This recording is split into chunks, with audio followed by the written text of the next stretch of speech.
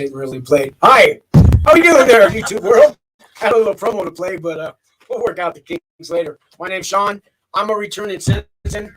I'm here at Wings for Life International. Their offices in Albuquerque. We're bringing you this live podcast on Facebook and YouTube, on 2 channels of YouTube. But go to the Wings for Life channel on YouTube. Please subscribe. Today, I got a few different guests to introduce. But first, our founder, our CEO of Wings for Life, has a few announcements to let you guys know what happened this week. This is well, I'll just update you about a couple exciting things that are going on because this has been quite the week at Wings. We have actually been to our state capitol in Santa Fe, and we are requesting capital outlay funding from our state legislators. So we will see what happens. I also found out about a term called junior funds.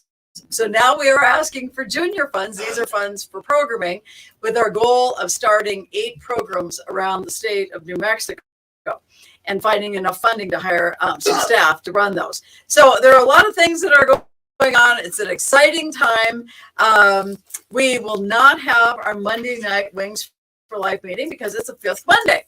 And when we were meeting in person, we never had a place to meet on a 5th Monday, only the first 4 weeks of the month. And so we've kind of had that tradition. So we are taking the 5th Monday off, giving us a chance to regroup and get ready to go for the next month. But we look forward to seeing you on our Monday nights. Of course, we have our Lifewise family workshops 3 times a week. And you could go to our website and get all that information and all those dates. So we have a lot of exciting things going on. We've just started a new, so if you're out there and you want to help us, $10 for 12 months. We're calling it our 10 by 12. And if we could find 2,500 donors, that's going to be our goal, just at $120 a year or $10 a month.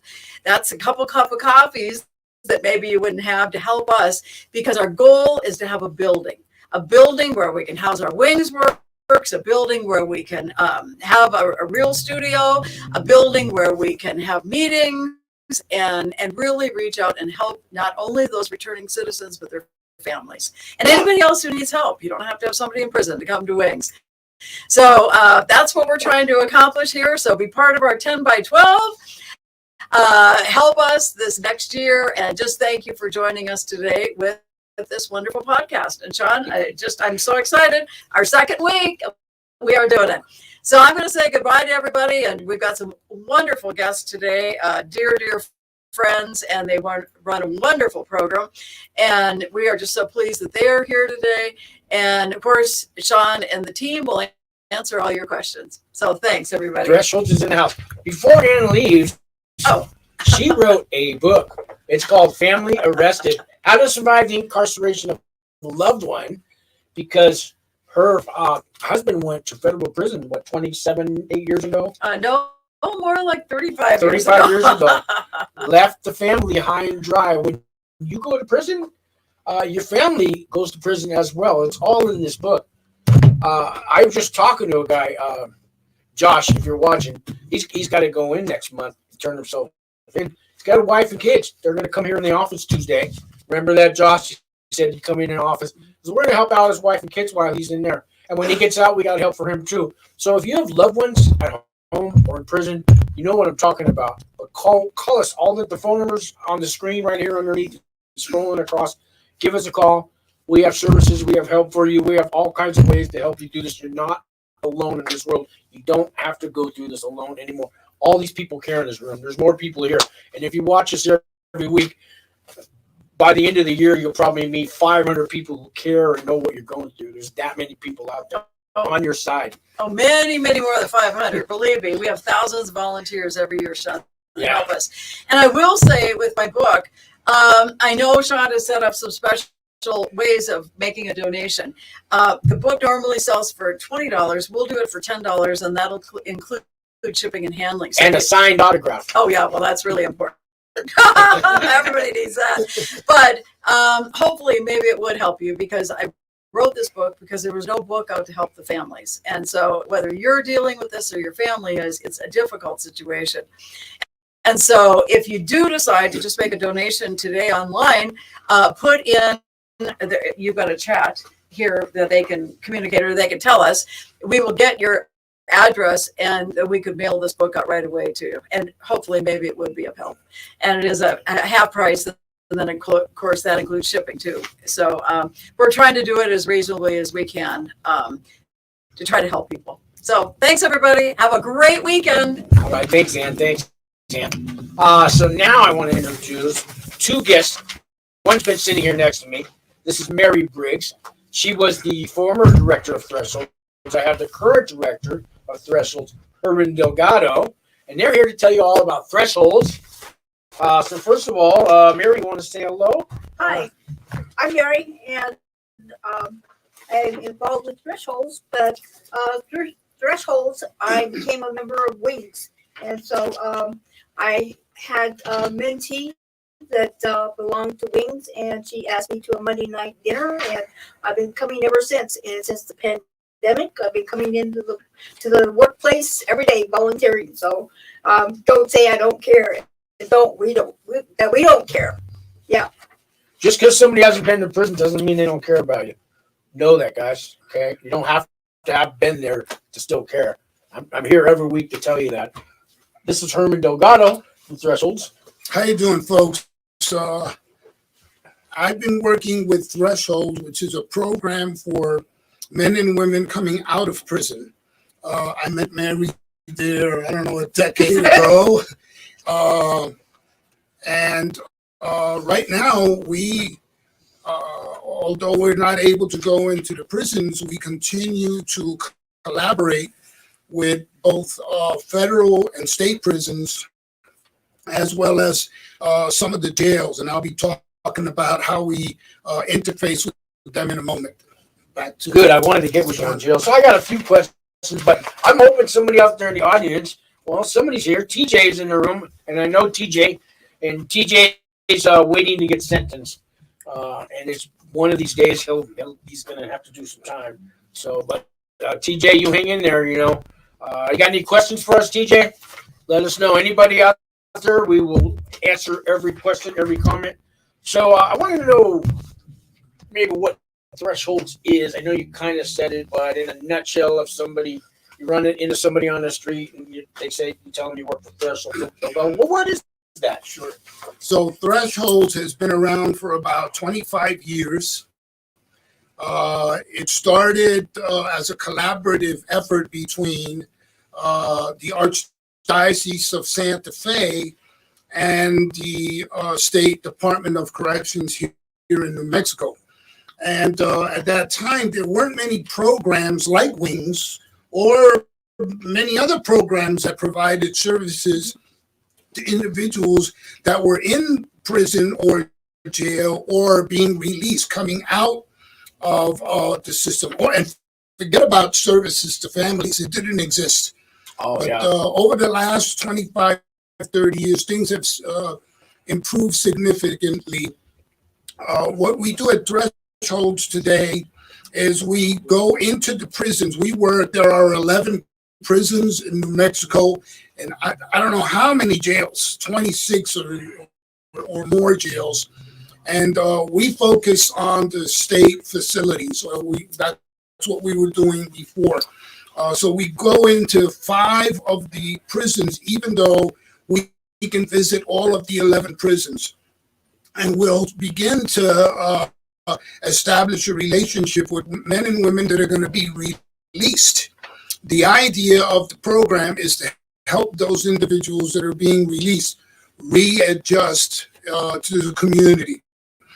Come back to their family systems, come back to their churches, come back to school, come back to work, those kinds of activities. When we initially started, we actually would help people get their IDs because you'd come out of prison, you would come out with nothing, no ID, no paperwork half the time, nothing. Oh, yeah, I know. Today, at least in the programs here in New Mexico, people are being released. They usually come out with an ID. They can come out with a health insurance, Medicaid, Medicare. They can come out, they can apply for their driver's licenses now while they're in prison, pre-release. So it's changed significantly. but we will work with anyone coming out. What we usually do is we go visit the prisons, we present the program, and we'll start working with people while they're incarcerated. See, that's great. 'Cause that's when you got to start planning. Yep. Having been in prison myself, you plan. You that day that you're getting out, it's in your head every single day. And if you could start planning for your release, and if you know that somebody's out there to check in with, who can help you find a job and a car and a place to live in. Me, I had nowhere to go when I got out of prison. Thank God I had a halfway house.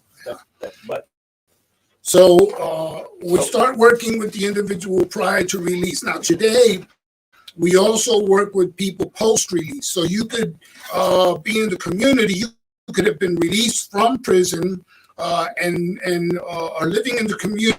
You may be in a treatment program, or you may be, lost again, and you want to start getting involved in some kind of treatment, some kind of rehabilitation work for yourself. We will work with you. And the way we do that is we assign a team of 3 people. We call them mentors.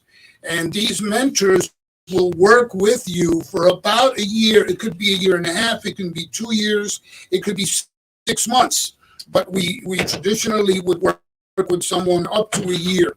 And the way we work with you is we meet with you on a weekly basis, and we guide you, we mentor you, we talk to you, we listen to you, we support you, we'll encourage you to do that which is positive. We'll go with you to AA meetings, we'll go with you to court, we'll go with you to church, we'll walk alongside you, we'll accompany you on your rehabilitation journey. those are things most people's family won't even do for them when they get out. I mean, they'll be to pick you up and maybe give you a place to sleep, but they don't want to talk to you and listen. And really, I mean, I'm just speaking from the shirt. Well, when we're out there doing our criminality stuff, we burn a lot of bridges. Yeah, we do. And it's hard for families to trust you. I mean, I know That's it. That's it. Yep. I know people today that still don't trust me. And I've been in recovery almost 40 years. And he's never been to prison. And I go to visit, but I've never stayed overnight. Okay. But it's not an easy walk to come out, especially if you've been locked up for many, many years, or you've been in and out, in and out, in and out. You burn a lot of bridges. And the idea of the program is to help you reconnect with people whose bridges you've burnt, reconnect with family members, with children, with your parents, with your extended family. And even in fact, most of the time we create new families, right? We create new friends and new families, and that's partly what we do. The mentors are trained. We meet on a monthly basis. Mary was a previous director, and then she became ill, and she had to leave, but she's always stayed connected to the program, so she still mentors women. The way we work it is women work with women, and men work with men.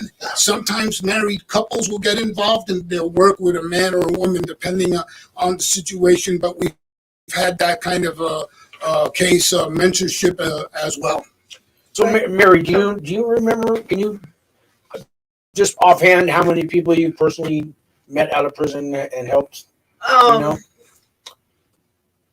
Probably about 6. So, anybody jump out at you that you're still in touch with? Well, the reason I found Wings was one of the people coming out of prison was working here at Wings, and she invited me to a Monday night dinner that we were having in person, and I've been covering ever since. And Gail, not only did she get mentored, I myself didn't mentor her, but I sent her to Karen and Rosa, and they mentored her. They're very good mentors, and so Gail has become one of the mentors. Okay. Yeah, we do have returning citizens that have gone through the program, through the Thresholds program, and have decided to become mentors themselves. In fact, we had 5 of our 25 mentors. That's how many mentors we have today. 5 of them went through the program, have been in prison, and are now working with individuals coming out of prison. Today, we only have 2 what we call mentees. So instead of calling people, former inmate or whatever, we call folks mentees, and we work with the mentees, as I indicated, in whatever area they need help in. Today, there are many, many programs in Albuquerque, at least, that work with returning citizens. Obviously, Wings is one of them, and Wings has been also working with the family, so that's really important. Again, we didn't have that before, but we have the mentors that were mentees. So that's really important because they've lived the experience of being in prison. They know what it's like. And so that gives you a little bit, I think, more empathy that you can use as you're working with the individual. We also work with the individual families. So we'll work with moms and dads and siblings so that they begin to trust the person that's, coming back home. And that's really one of the main difficulties that we get reported in relation to what mentees tell us is that trust issue, that families have tremendous difficulty trusting them because of their past history. It could take years to get that trust Absolutely. back, if you even get it back. If you even get it back. And the idea is to move on anyway. You got to move on. You can't get stuck because your mom doesn't trust you or your wife, doesn't trust you. You need to move on and do what you got to do to help yourself. And at the same time, you're helping your family, you're helping your kids, you're helping those that don't trust you anymore. They'll eventually see it. But it takes time and a lot of patience. So Herman, you told me once you've even went and met somebody at the gate when they're getting released. You went out of your way. Very good. Yes. Do you remember who that gentleman was? Sure. In fact, he's now one of our mentors. There you go. In that particular situation, I had met the gentleman while he was in jail here at Metropolitan Detention Center. And I was doing ministry, Bible study on Sundays. I met him. His offense was very, very, very serious. He was sentenced to 6 years, and he was moved from MDC to another prison he moved around to several prisons. He ended up here at the Los Lunas facility, and I met him there again, and we started talking about thresholds, and he was doing, he was going to the chapel on a weekly basis. He got involved in GED program. He got involved in the drug treatment program while he was incarcerated. And that's what you got to do. Yeah. If you're going to make it when you get out, it starts while you're inside. While you're inside. Or even before. Yeah. In the federal courts, we're on pre-trial. I had 4 years to prepare for prison. Yeah. So you even need to start changing then. But if you wait till the day you get out, it's going to be harder for you. So I'll use this name, Mike. So I went and we started visiting Mike on a regular basis. He had 6 years to do. About a year before he was released, we had his mentor team set up, and they started visiting him at the facility. So you guys gave him hope all the way through his term. We were supporting him through his. But he had to work for it. Yeah. He really did, and that's what we look for. We're looking for people that are really serious about making a change in their lives. If you want to come out and keep dealing and keep running with your homeboys and your homegirls, and this is not a program for you. So I'm going to be straight up with you. PO needs me to get a job. Herman, man, I don't care. Just give me something to get the PO off my back. Well, can I call you? Yeah, you can call me, and I'm going to tell you need to change your attitude. If you want to get involved in the Thresholds program. Married old ladies on me, and I need some money for some food, some clothes. I got to give me. Can you help me out? No. Come on, I'm going to send me back. I got to do something. Get a job. What I'm doing, guys. What you'll really do is say, I can send you to places that'll help you get some clothes, will help you get some food, maybe a place where you can sleep. And when you're really ready to come back and take care of business, you can give me a call. You can come and visit me, and then we'll reevaluate you. Now, that's the other thing that we do is while you're in prison, you're going to be interviewed. You got to complete an application. You got to submit it. You got to show us that you're taking care of business while you're in prison. Right. And then we'll start working with you, pre-release. Yeah, so you got to earn that privilege. Well, I don't know if it's in earning it. You got to show that you're ready to change, that you've made a commitment to yourself to change. We are a spiritual program, so we do pray with our mentees together. When we start our meetings, we pray. When we finish our meetings, we say a little prayer. We go to church with people, etc. But anyway, going back to this brother Mike, he was released. It's interesting. What happened with him is he was supposed to be released on one particular day, and they did a urine pre-release, and they found opiates in his urine. Now, he did not know how they found opiates. He came out positive for opiates. Well, we ended up finding out how that occurred, okay? And he was released a month after that. So they didn't keep him in. They found out what happened. Poppy seed bowls or something? Who knows what occurred within the prison system, but there is unscrupulous activity in the prisons, as you guys probably know. He got released and we didn't even know when he was going to get released, okay? And they let him go at like 4 o'clock in the morning with 2 black plastic bags, okay? They put him on a bus, and he ended up over here at the bus depot. Wow. He gave me a call, and I was part of his mentor team.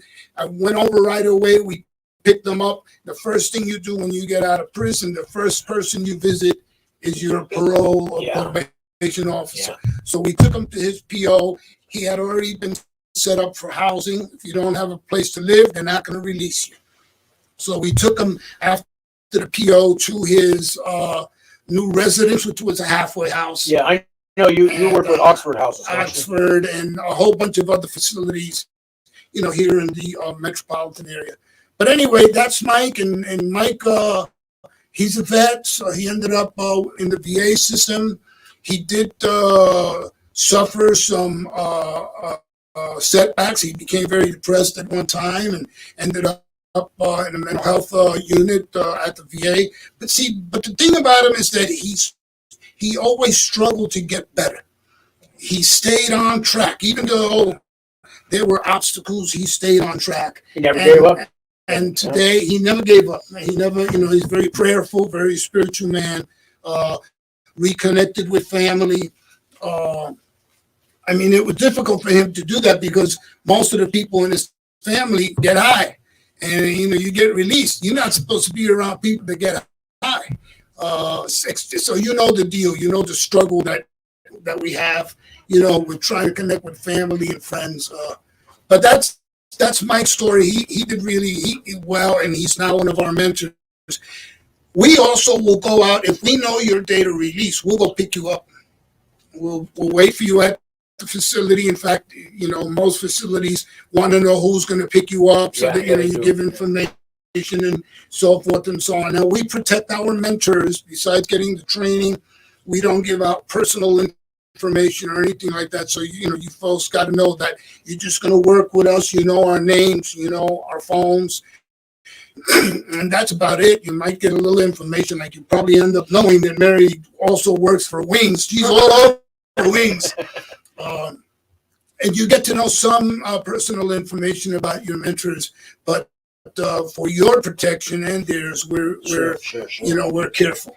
But we've had women get their kids back. Women go back to school and get their master's degrees. Women come out and become their accountants, and men that are working in the auto industry. We have one brother that does those turbines. He, for the energy and stuff. We have the windmills. Yeah. He goes up there and he fixes those turbines.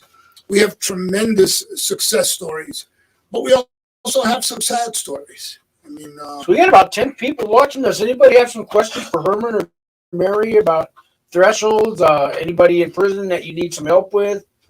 I didn't mean to interrupt you, but trying to get some questions. sure. Yeah, we're here. Mary, if somebody has a family member in prison or a loved one or their girlfriend's in prison or their boyfriend's in prison, can they send some information about thresholds to that prison and then that Sure. inmate Well, can contact when you we were- by a letter or a Yeah. phone call? Or Yeah, when we were able to go into the prisons, I would bring material in, we give it to the chaplains, and so there was a lot of information. I would talk about thresholds, and was talking to them about what she did while the inmates were working with their families, with arts and crafts, and so, yeah, that was out there. so on my other channel, I'm not here to promote that, but guys are in the federal system, and I get calls from a lot of them are from Albuquerque lately since I moved here. So can I send those guys some email? They have email systems in the feds. Can they email you from the prison? Can I Absolutely. hook those guys up with, and you can help them out? Or I'm glad you asked that. We have a relationship with all of the chaplains throughout New Mexico. So all you have to do is go to your chaplain, and they will have the application, like Mary indicated. The applications are usually with the chaplain. So you ask them for the chaplain. We also have our little brochures, and I don't know if the lighting is good for that, but the chaplains have our brochures. the links are underneath this page. Yeah, you hold that up if you want. Sure. And I'm going to cover us all up. I'm sorry, Sean. I don't know if you guys can Maybe see that. the camera. Yeah. There you go, right there. But all of the chaplains will have this type of a poster either in their offices or in the educational programs that you have in the various prisons. Now, that's at the state level. At the federal level, we're in dialogue now with folks from the federal system to be able to get in. A lot of them are coming back out. They're doing time in Colorado or Arizona, but they're coming back here. We've also done a lot of pre-COVID, before COVID, we did training with the POs. So we would go in once a year and meet with all the parole officers and probation officers, so they knew about the program. So this is not something that the POs don't know about. They do know about it. But that's when you get out. On the inside, the main contact person is the chaplain. And again, with the federal system, we're working to develop that. However, you can go to our website, and Sean has put that. I put the link underneath on the description of this video, or you can always call the phone number of the Wings, and we'll give you that. So you can download the application, complete it, and mail it to us, or email it, or fax it, whatever you're able to do. So they have to fill an application out, even if they're in the prison. Yeah, it doesn't matter if you're in prison or not. Okay. Even post-release, folks, you still got to do an application. We will interview you, and you're assigned a team almost immediately. There's a team lead. Out of the 3 people, 1 person will take the team lead, and they'll be kind of like the main contact person for you. Excuse me, but you can contact us in a variety of different ways. The email, the website. We do have the website that's available that explains the program, gives you a little history. Do you accept phone calls from prisons? Absolutely. Okay. Not collect. Not collect. You gotta prepaid. prepaid or whatever, and you give us a call, and we'll call you back. Make sure you put us on your list, so that when we call, they know who we are, and they don't break our chops. Right. So check out our website. It gives all kinds of information. We have there a tab for links, and that gives you all kinds of links of agencies and programs and information that you can obtain about treatment and recovery and addictions and family issues and what drugs do to you and all kinds of issues. So check out our website. There are also list of resources that are available here in Albuquerque and really statewide, although we focus in on Albuquerque, Bernalillo County, the Santa Fe areas. We'll go south to Los Lunas and the surrounding areas of the Albuquerque metropolitan area. We'll still work with you if you call us and let's say you're in Roswell. We'll try to get you the information that you need down there in Roswell or wherever it is. You're up in Raton. We'll try to get you information up there.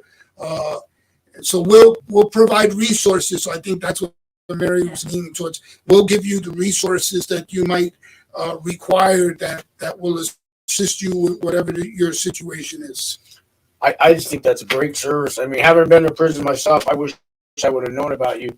I didn't know, and I knew lots of guys, no plans when they got out. I guess I'll get a job at McDonald's. I'll do whatever, but really nowhere to go, no plans, and nobody waiting for them on the outside that understands what they went through. And that's what both you guys do. You're not that you're waiting for them, but when you get out, there's help. There's people who care, and like you said, they've got to want it and show that they want it. Yeah. So you can't just lay on your your bed all day watching TV and wait for your release date. And Herman's going to take care of me. So it's not like that. It's not going to happen. Not going to happen. Yeah. You get what you put in, right? Yeah.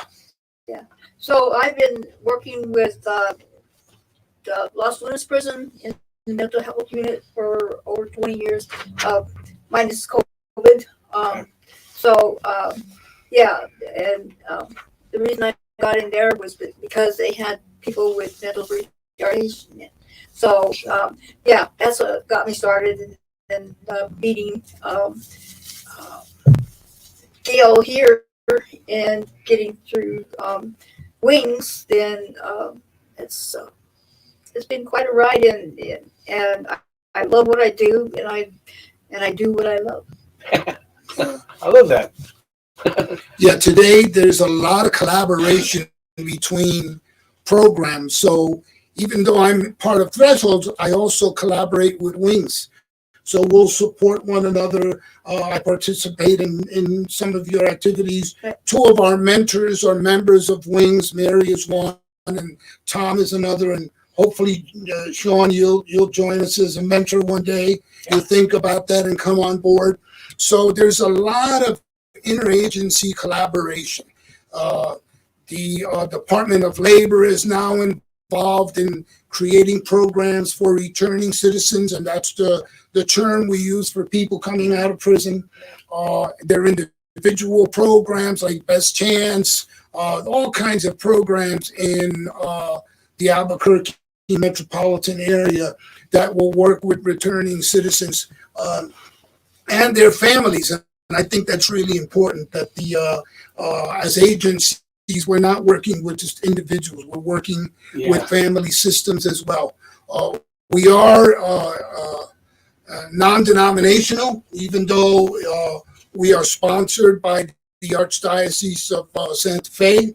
We accept anyone from any denomination. In fact, if you don't have a denomination, even people that don't go to church and are not connected spiritually, we will work with you. That does not matter. So we will work with anyone. We work with all cultures. It doesn't matter if you're Black, white, Native, Asian. That does not matter. Male, female, gay, straight. It does not matter. We will work with you and help yourself, really. And again, we have many success stories, but a lot of failures. We had one brother. Yeah, I was going to ask you about the failures. Yeah. I mean, let's be honest here. I mean, not everybody's gets out of prison is a success story. So I'm sure you have some failures. Well, the worst one that I'm aware of, Mary, you might know others, is a brother that we worked with. He was doing great. He got out. He went back to school. He was in college. He was at CNN, our community college here downtown. And he was really doing great. He was out for about 7 months. 7 months. And then he met one of his old homeboys. And he started, dibbling and dabbling, and next thing you know, he got arrested for shoplifting. And they let him go. His PO let him slide because he knew he was involved. Do you remember what was it? A candy bar? Was it No, it was a bigger? computer. Oh, he went straight for he wasn't fooling around. My man was, he was going to make some money. To make a long story short, he disappeared, and we found him. He had passed away. We found him in an abandoned building, half eaten up. So that's unfortunate, and there was a needle stuck in his body. That's one of the worst cases and sad situations that we have had, that I've been involved with. There are others where people relapse, and they go back to prison, or they stay and they work with us for a few months, and then they feel really good and they leave, and then they realize they make a mistake when they go back out, drinking or drugging, or when they get back into criminal activity. And same thing with the women. We had one particular story is a young lady that came out. She was just doing so fantastic. She got an apartment. She got a job. She, was reconnected to her kids and her family, and then something happened. We don't really know what happened. And then she went out again, and she went out big time, man. And then she was out in the streets again, doing what she had to do to get money and shooting dope. And, she's back in the system. She's up in Springer doing another 10 years. And revolving door, man. That's really sad. But we got a lot of great stories, like I mentioned. I finally got a question here. All right. Don Johnston, he says, do you accept all people with different crimes? Is there some people you do not work with? That's an excellent question. We do not work with people that have a chronic violent history. So if you have been incarcerated multiple times for seriously violent activity, you probably not get accepted into the program. So that's one particular group. The other group are sex offenders. That particular group of individuals we have tremendous difficulty with for a variety of different reasons. One being is that there are very few services out here in the community that helps those particular individuals. But I think what's happening is that in the mental health and recovery community, they're opening up their doors now to folks that suffer from, those types of situations. And they're trying to work with them a little more. But we don't have the capability of working with sexual offenders. Those are the only two groups, categories that we cannot work with. But we will work with you regardless of what your crime. If you've been incarcerated for, let's say, a murder, but it's sort of one-time situation, we will accept you.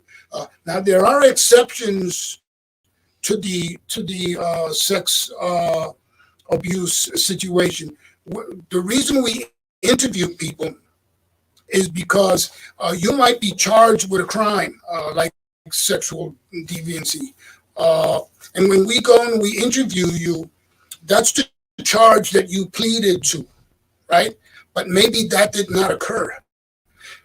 But that's what you were charged with, and that's what you're doing time for.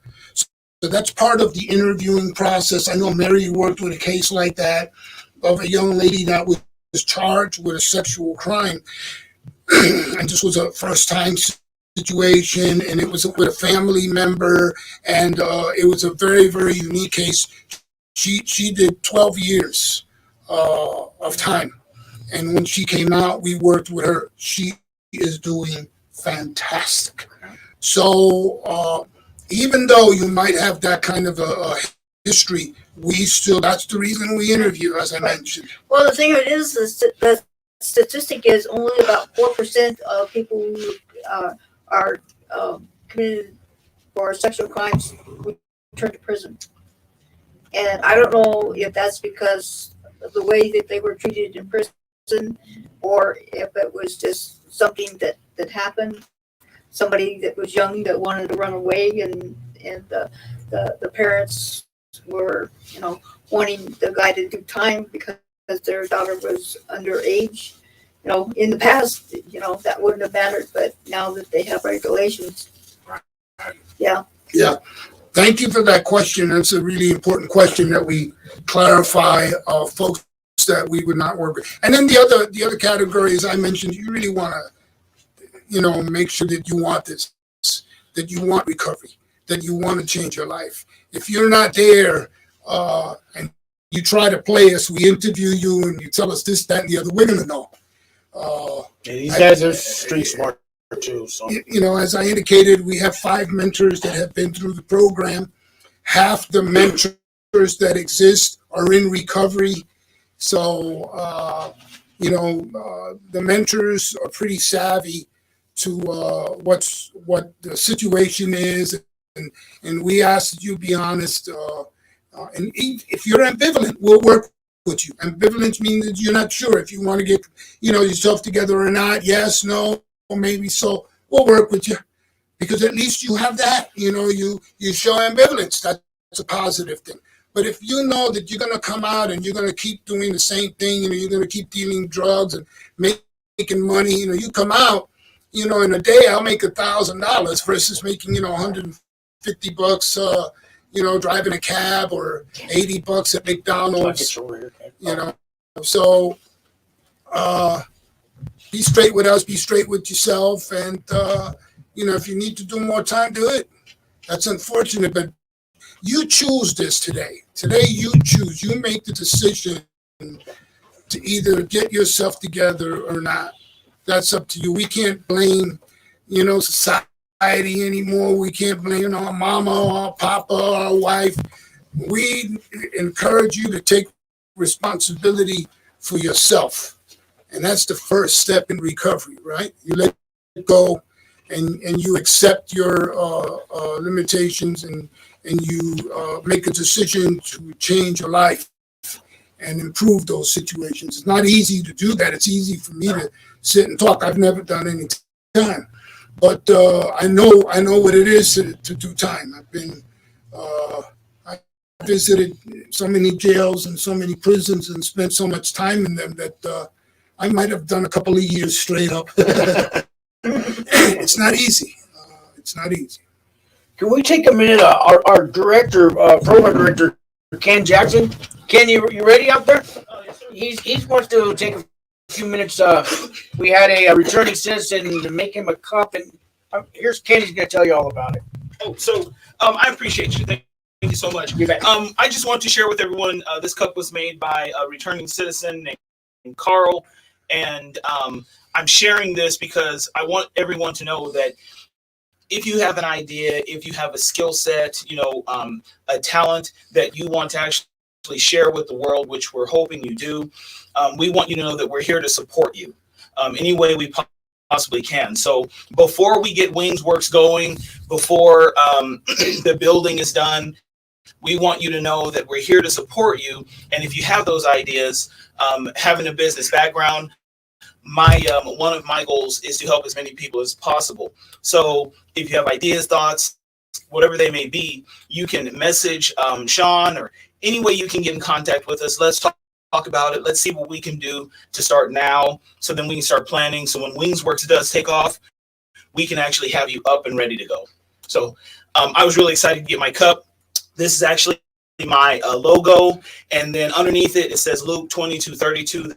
That is what my brand is actually built on. Simply put, when thou art converted, strengthen thy brethren. And the KJ effect is really about that. Everything that I've been through, good, bad, and the ugly, some things I caused, some things others have caused, but ultimately it's not a matter of failure, it's a matter of learning. So everything that I learn, I try to ensure that I pass it on. So strengthening my brothers, other people, is really what I'm about, and that's what we're about here at Wings. So please know and understand that if you have those ideas, never discount small beginnings. Please never ever do that. Everything starts small. Everything starts with an idea. And I truly believe you have those ideas. So if you're ready to share them, we're here to listen. Cool? Yeah, thank you. Thank you, sir. All right, Appreciate you. You bet, you bet, you bet. So I got a question here, Herman. It says, I guess it's for you because it says, from Katrina. Hi, Katrina. What about in Michigan, sir? In the state of Michigan, is I that would what you're imagine. referring to, I would Katrina? imagine that's a Now, state. Yeah. what I recommend that you do, Katrina, is contact. I don't know what city you're in, but I'm sure that whatever city you're in will have a department of corrections or a department of rehabilitation. I would encourage you to connect with them. I'd also encourage you to connect with the chaplain if you're in a facility. Connect with your chaplain.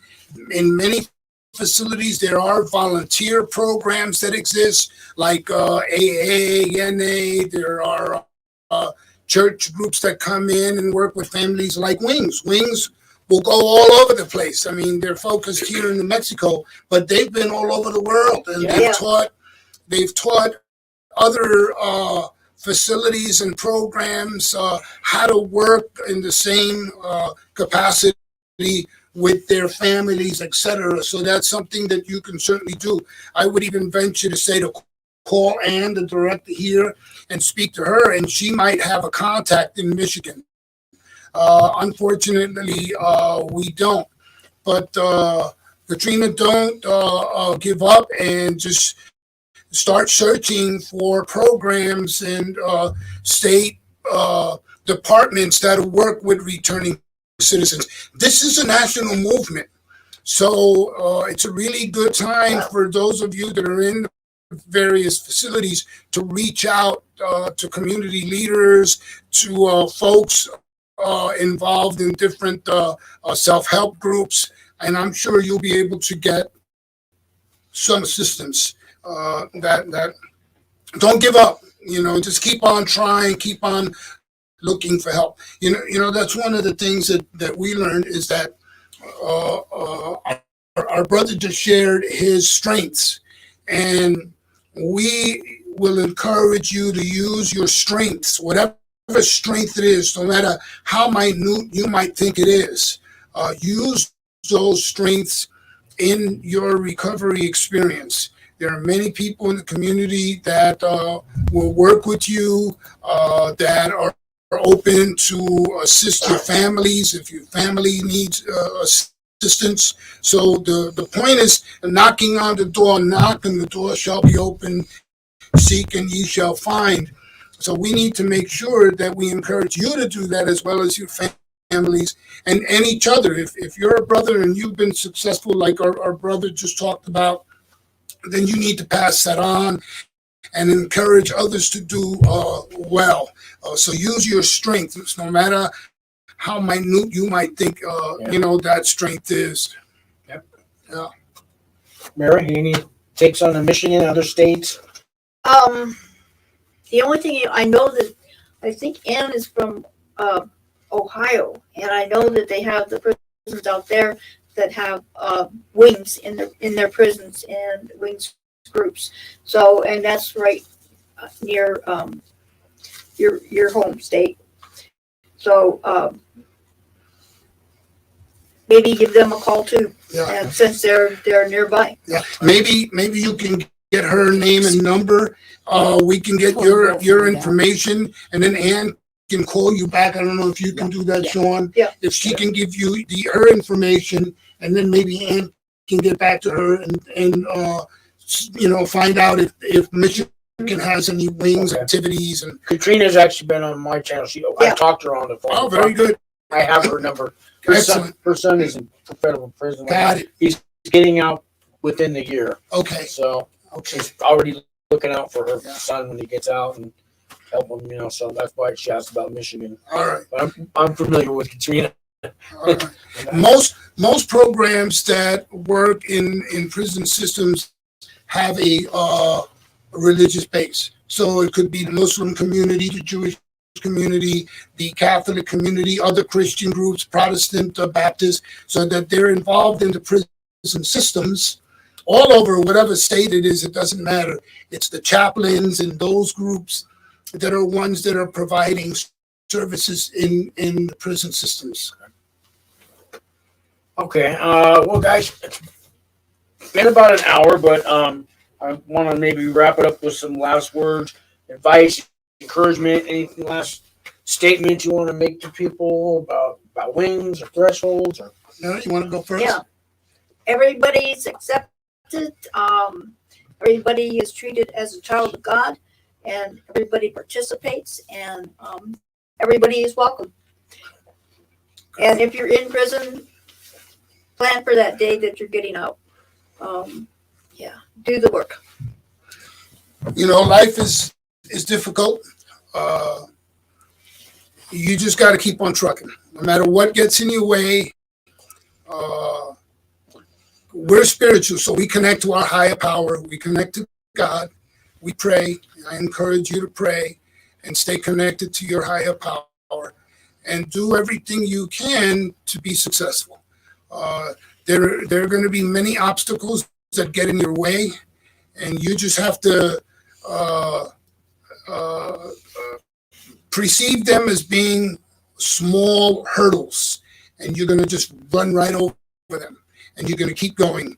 And there'll be many, many hurdles in our lives, in your life, but you can become successful. There's no question about it.